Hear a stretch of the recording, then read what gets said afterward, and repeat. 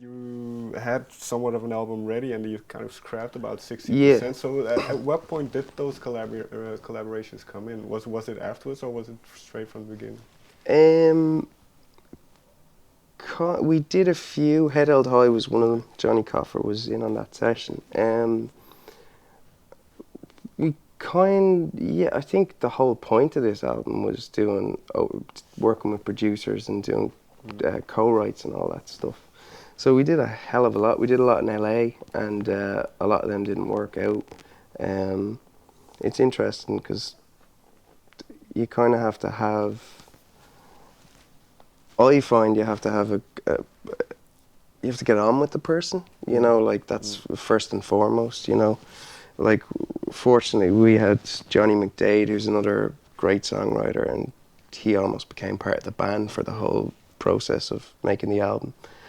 And it was great to have him, like just bouncing ideas off him, and he was always there.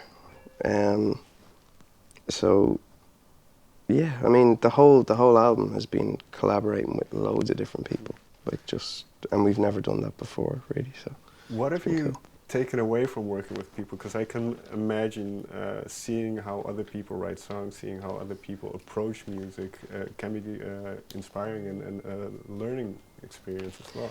yeah, well, everybody approaches songwriting in a different way. You know, it's fascinating to see. I mean, there is very, very similar things. You know, there's only so much you can do in a song, like verse, pre-chorus, whatever. You know, but yeah, I think Johnny McDade's lyrics are amazing. He's always got a great stance, just something completely outside the box. You know, which is great. Working with a guy like Steve Mack as a producer, he's incredible. He's just incredibly quick. But again, it's all about the song. And then, like, once the song is written in its stripped down form, 2 minutes later, he's got an orchestra on it, you know, and it just sounds beautiful. You know, it's like, what the heck? He's incredible, and that was an amazing experience. But and as I said earlier, like Johnny Coffer, like with his laptop, you know, and he just gets this incredible sound, you know. It's amazing. There's so much you can do, you know, and you're always learning, you know. So This is going to be a terribly difficult question, maybe, but what, in your mind, does a good song need? What makes a good song?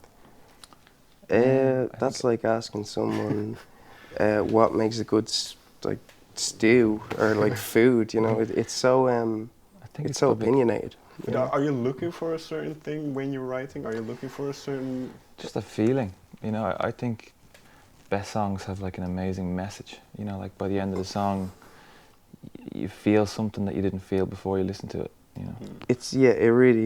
That's true. It's emotion. Like you can have like perfect pop songs and perfect melodies, but they just sound like they don't do anything. But then, you know, if a song makes you feel happy, feel sad, feel anything, just feel something, or if you can connect to it, it's an emotional thing. It's all about delivery and emotion, yeah. So when you're writing and when you're in the studio, do you have those moments where you start to feel it, or when you hear a bit of song? Or Yeah, it could be a feeling where you feel a fucking chord, and then you have a lyric, and then all of a sudden in my head I'm like, right, that's done, because the song just speaks for itself. It's like the idea is there, and then, you know, but it comes in different ways. I think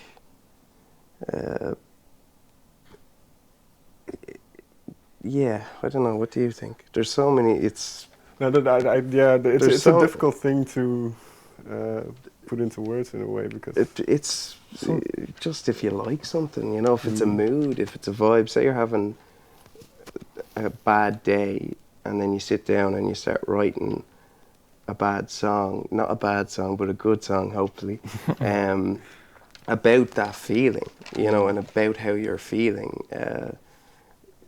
It's a lot easier when it's honest and when it's just, you know, as opposed to just putting something together. Like, yeah, like if you don't feel something making it, what's the point? yeah, it's rare What's the someone's going to fucking feel point, something like? listening to it, you know. Yeah. So, with that in mind, then, do you remember, for instance, if you take this is one of the sadder songs, I suppose, but "Shed a Tear"? Do you remember what kind of a mood the band was in when that song came about? Mark, do you want to take this?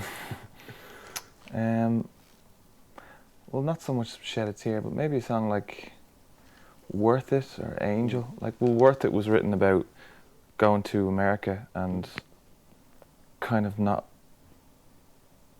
What the question was like, was it even worth going over there?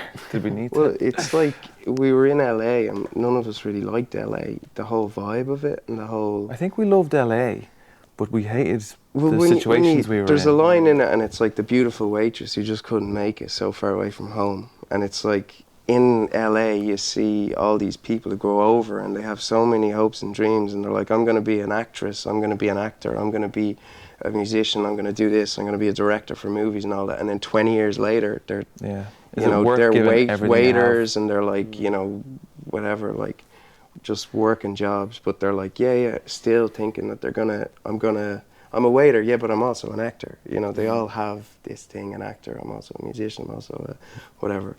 And that song came out with that idea. It was just like, is it really worth it, like going over there and just trying to do it, and then after so long not doing it? It was written in Steve's house, once we had gone to LA and kind of done so much work with so much people, and when we came back and looked at what we had, we were like, nothing here is quite up to the mark.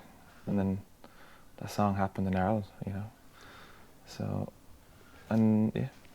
Does this tie in with the opening track then, Follow Your Fire? That kind of because that's also an interesting thought of kind of. Well, Follow Your Fire is just kind of, it's like a song about just following your fire is following your gut instinct and doing just that, going out and chasing your dreams. It's similar, I suppose, but it's not about LA. It's just about believing in yourself and going out and trying, because a lot of people don't try. And and then they end up having loads of regrets 20 years later, stuck in a job they hate and all that stuff, whatever. Right. So Follow Your Fire is just about going out and doing it, whatever that may be, your passion. Find your passion and doing it. But in the song, it's talking to like a friend who had all these dreams when they were younger, and then you kind of grow apart. And me as the singer, I'm just asking, did you go out and do what you said you were going to do, or did you give up? Did you follow your fire? So, yeah. And then musically, that song is a bit different as well as what we're used to from you guys. So how did that song come about sonically? What was kind of the initial spark? Or well, that was working with Steve Mack. We put the song together, like stripped down in like an acoustic form, and then he put down the piano and kind of just had put the strings on it, and then it kind of sounded almost like it does. And it was incredibly quick. He's unbelievable, and it was awesome to share a room with him. But yeah, it was kind of, we were going for a certain sound, and like we're throwing out ideas, and he was just kind of doing it, to be honest, So yeah, it's Steve Mack had a big part to play in that song. The last song I kind of want to get into is Hell Froze Over. Because there are some references, I suppose, to relationships, and I'm not sure if this is one, but that's my interpretation. But when a song like that's the beauty of music, it's just open to interpretation. Exactly. I can be like, Follow Your Fire is about this, and then somebody else could say it's about something entirely different. But anyway. But a song like that, when those are written, do you think of real life situations of specific people? Yeah, 100%. Quite specific. Yeah, well, that was really, that's one of those moments, like what I was trying to explain earlier. It's like when you sit down, you have a thing on your mind, and you're like, I need to get this off my chest. And then, like, that song was written in like 5 minutes. you know, on piano now. But the recording process and all that took a lot longer. But yeah, and that was kind of, I was going through a bit of a hard time with my girlfriend, who I love dearly, and she's with me still to this day. She's awesome. But we broke up, and I didn't really know. I was all over the place, and that was just me kind of, a lot of shit coming out. And for whatever reason, I was like, right, fuck it, this is over now, you know, and it's all about her. She knows that, and she's all right with that now. What was her reaction to the song then? Well, I didn't tell her it was about her, but she just kind of goes, fucking hell, that's very angry. And like, I was like, you know, because it takes a while for someone to listen to the lyrics and whatever, but yeah, she really liked the song. So yeah, she was like, that's really good. You're very angry though. I was like, well, you know, funny you said that, because remember that breakup we had? That was like 2 days after or whatever. But, this might sound silly, but do you need those kinds of experiences to be able to put that emotion into the songs? They make for better songs, definitely. You know, it comes down to, like, you can make believe and you can kind of, which you do a lot in songs anyway, but like it's gotta, they're always better songs when they come from real life experiences. It's simple as, really. I believe that. Finally then, well, the album is called Politics of Living. It's nothing to do with politics, but when did that title kind of, oh no, let me phrase it differently, because I just remember something. I believe that In a Perfect World was a song that you wrote that didn't end up on the first album. It's the exact same situation again. Yeah. So how come the songs that lend themselves to great album titles don't end up on the album? I don't know. know. No idea. Like Politics of Living, there's an awesome track that we have that we're holding back for something, hopefully, and that was kind of written pretty much in the same day or time as Head Held High. And it's funny because that's probably when the record was born without us realizing it or thinking about it, you know. Retrospectively, it probably was. But we just loved that as a title. The song we didn't nail the song, we didn't finish it. Like, that was one of the songs that was probably originally on the album that we had a year ago that we kind of said, look, this isn't quite there yet. But the title just stuck with us. Sometimes that happens. Sometimes it can be hard to get a title, and sometimes it can be even harder to shake a title because you love it. So I think that's what happened there. Yeah, no, I agree, 100%. Like, the song is really, really good. The Politics of Living. We're convincing people it's great. I love it.